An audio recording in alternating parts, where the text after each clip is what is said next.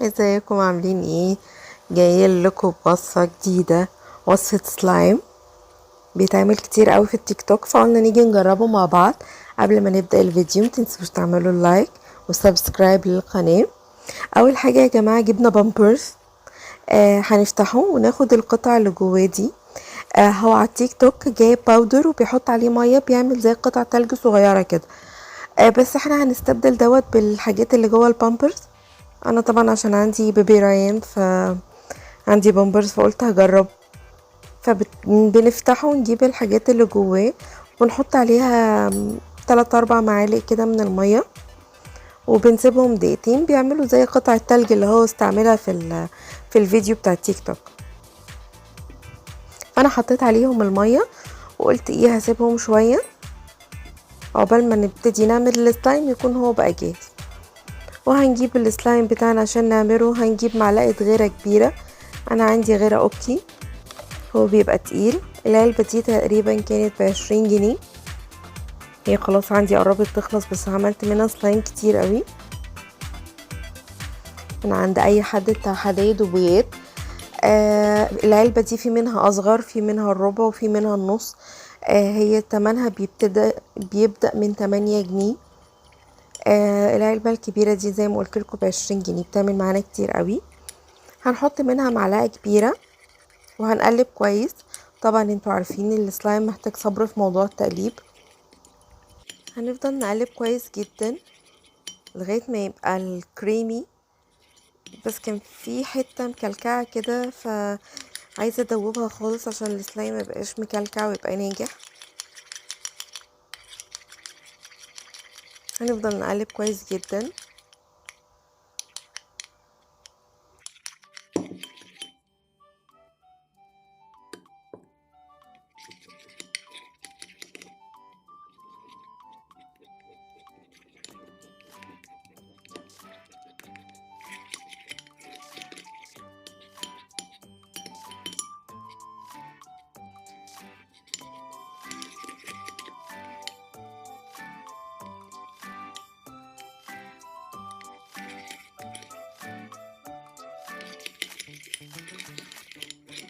في حتة مكلكعة من الغيرة عايزة ادوبها.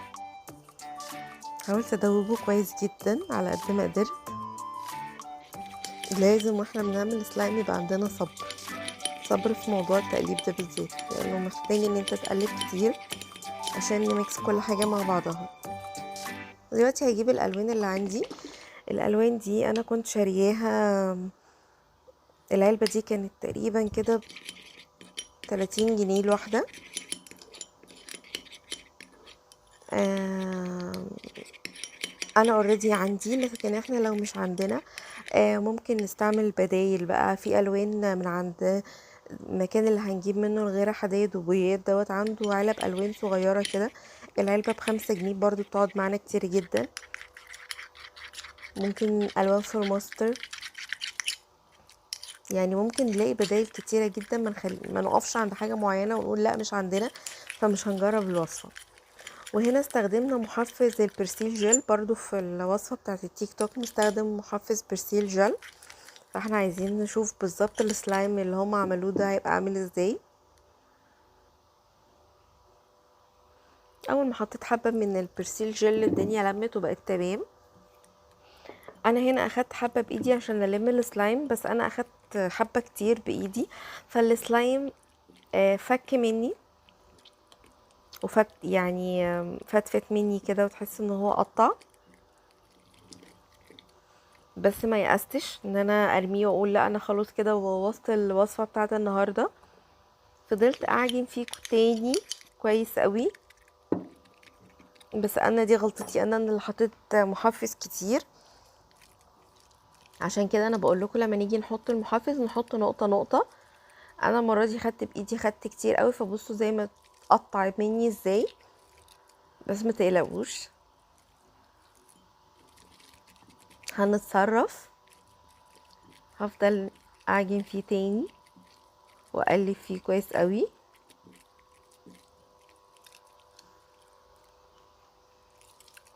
لغايه ما يبتدي يلم تاني معايا ويبقى سلايم.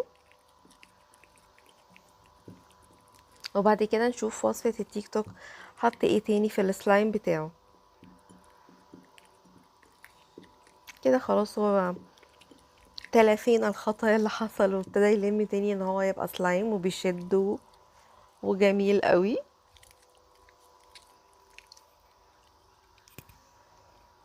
شايفين بيشد ازاي؟ واو حلو قوي. هنشوف بقى هو عمل ايه بكرات التلج اللي كان جايبها دي. بصوا بيطرقع وجميل. هنشوف كده هو بيعمل بابلز.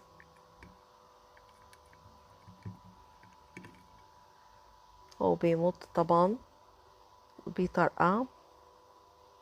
هحاول كده نعمل بيه بابلز.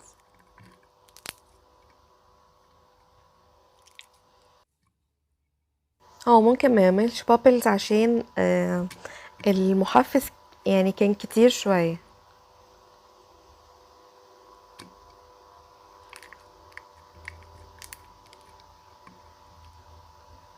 بحاول اعمل بيه اي بابلز لكن لا مش بيعمل بابلز. هو بيطرقع وبيشد قوي لكن في البابلز لا. دلوقتي بقى هجيب القطع البامبرز اللي انا عملتها وحط منها شوية صغيرين، وابتديت ألم تاني السلايم. هو بقى عامل كرانشي سلايم. مش عارفة باين. ايوه بصوا بقى فيه حبيبات ازاي.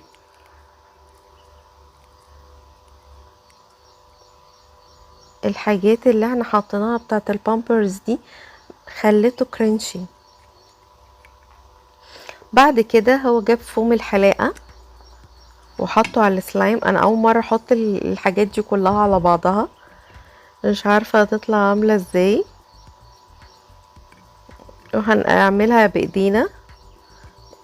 هي الاول بس تبقى عاملة كده لكن هيلم معانا سلايم تاني. نفضل بس نعجن فيها كويس ونقلب كويس كده لغاية ما يطلع لنا سلايم تاني. هو برضو ما بقاش فلافي سلايم بعد ما حطينا فوم الحلاقة قد ما بقى كرانشي. هو بكده الفيديو يبقى خلص. ما تنسوش تعملوا لايك وتشجعونا واكتبوا لنا في الكومنتات عايزين نعمل فيديوهات ايه تاني. و يلا سلام.